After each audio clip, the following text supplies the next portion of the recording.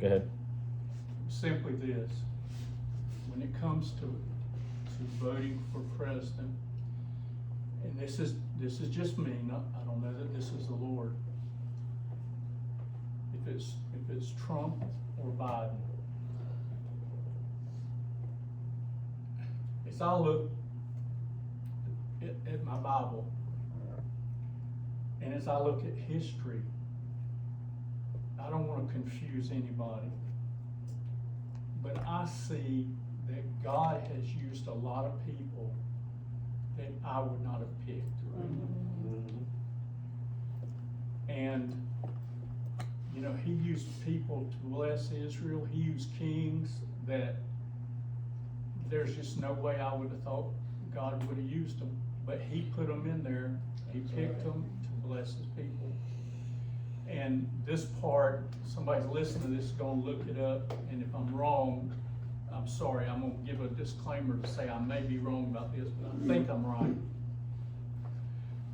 I remember years ago just fighting so hard against a certain president, in my mind at least. I remember when, I think it was President Clinton, and I voted against Clinton to go in office, I remember.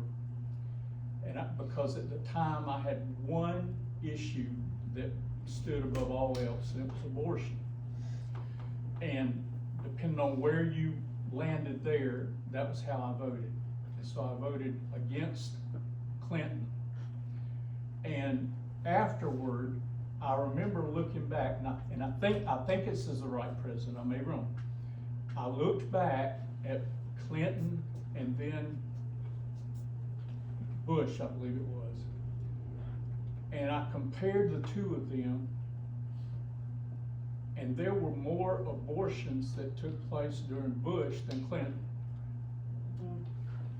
And if I've got the presidents wrong, forgive me, but I think I'm right. And I went, Right.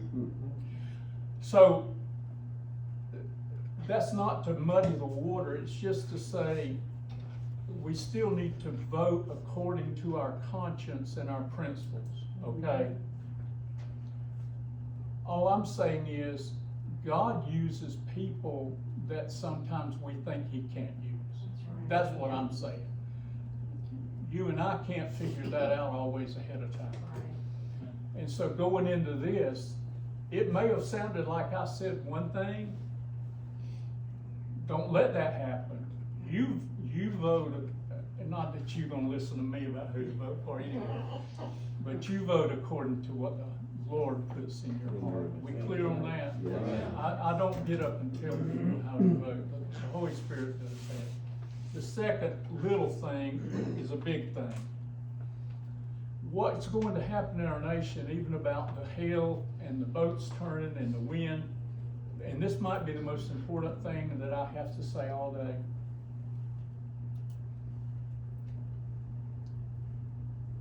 God is the one that, since the garden, God's the one that allows pain to come in the world.